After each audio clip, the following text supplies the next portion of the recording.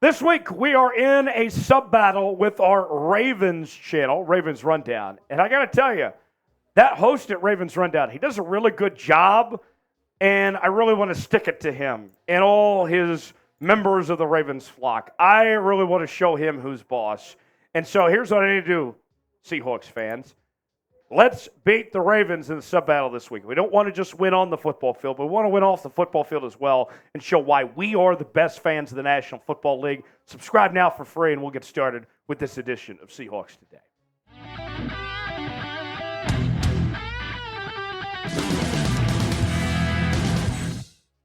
You have questions, I have answers. You're in good luck as we will get started with this mailbag edition of Seahawks Today. And without further ado, let's see what you guys have to say with our first mailbag after the trade deadline. Our first question, a $2 super chat from Taker610. Bang! How are you guys on Geno this year? Swipe left or swipe right? As somebody that has frequented the Tinder app over the years, and I've done my fair share of swipes left and swipe rights, I would know about swiping.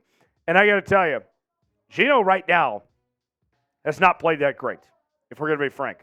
And as I said on the channel earlier this week, the Seahawks have won games in spite of Geno, not because of Geno Smith. I still believe Geno can get the job done, and then he can play at a high level, and then he's good enough to be the quarterback the Seahawks need. I would still swipe right. But as far as his future goes beyond this year and the struggles that we've seen, this isn't the long-term solution for this Seahawks team. They're going to look around, probably a young quarterback, and go from there as far as their future goes, to planning forward beyond Geno Smith. So as far as beyond this year, we're swiping left on Geno Smith. Do you believe in Geno? I still believe. We got to show our faith. Don't ever give up. Don't ever give up. Do you believe in Geno? Type Y for yes. Type in for no or pin comment today. Let us know what you think. Space Needle checks in. Who will have a bigger impact this year, Frank Clark or Leonard Williams? The two most recent additions to the Seattle Seahawks. Very good question from Space Needle here. And I got to tell you, I'm excited about both guys coming to this Seahawks team. And I would think Leonard Williams has the bigger impact because he'll have a bigger role with this Seahawks team. Frank Clark is going to be a rotational piece. Leonard Williams is going to be a starter for this Seahawks team. And also, when you talk about being a difference maker of sorts, think about this. The Seahawks are bringing in Leonard Williams to be a reinforcement on the offensive line with the idea of stopping the run and all that, right?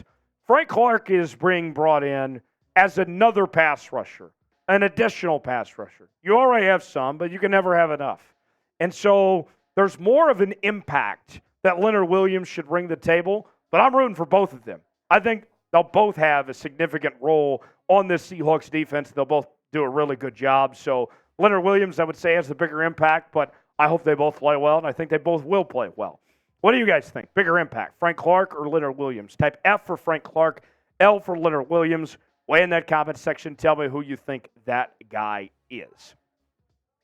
Virgil writes in, does Leonard get in and tear into right away, or does the new play calling give him a few weeks of a learning curve? I mean, it won't be overnight that we see Leonard Williams play to his full potential, I don't think. But once he gets going, then it's guns a-blazing from that point there. I think you give him a couple of weeks, it'll be all gas, no brakes. There's no reason why Leonard Williams would be limited in his potential role and have a full impact on that Seahawks defense. I think that you just give this thing time, you're going to see Leonard Williams make a huge difference for this Seahawks team. And the long term, too. I know that his contract is up at the end of this year, but I expect the Seahawks to have an extension done for him. They gave up a second and a fifth for a reason. With that in mind, I think that you're talking about a long-term investment for Leonard Williams beyond even just what this year could bring. Today's show is sponsored by Prize Picks. And I got to tell you, Prize Picks is so fun to play. It's daily fantasy made easy. You pick two or more players, and you have a choice, more or less, on any given category that's associated with them. Look, here's what I'm looking for on Price Picks this week. I got Dak to go with less than 253.5 passing yards, and Josh Allen to go with less than 270.5 passing yards. If I put $20 down on that, I'm going to make 60 if those two hit this week. You can play along with me at home, too, and get a $100 deposit match at prizepicks.com/CLNS. Use the promo code CLNS to play along today. The link is in the comments and the description of today's video. That's prizepicks.com/CLNS. Eleanor writes in, #Seahawks, can we take advantage of the Ravens? How can we take advantage of the Ravens? And how can we stop them and get the Ravens off the field? Creating turnovers is the big key. The biggest problem that Lamar Jackson has had so far in 2023 has been fumbling. He has had a fumbling problem for much of this year. And so if you can create those fumbles, create those turnovers, then this is a totally different ball game. Also, as I said in my game preview earlier this week, if you can zero in on Zay Flowers, Lamar's top weapon, and take him away, that'll change things drastically. Zay Flowers has played well in every game this season. And so if he were to struggle, if you were to slow him down, then that changes the Ravens' offense completely. So those are the things I'm looking for. Those are the keys I'm looking at. If the Seahawks do those things, they could be in good shape. Metcalf Prods 14, Smitty's biggest fan, checking in. #Seahawks, what are the chances we sign Lyle Collins? Also, do you think JSN is going to get a bigger role moving forward after his standout last couple of games? Let's start with the first question, then I'll go to the second question. What are the chances that they sign Lyle Collins? I don't think they're too high. I think it's kind of all dependent on Abraham Lucas' status. If Lucas comes back within the next week or so, then they'll roll with what they have. If Abraham Lucas still doesn't come back, and if another injury piles up at the tackle spot, then you start to make some phone calls and potentially bring a guy like Lyle Collins in.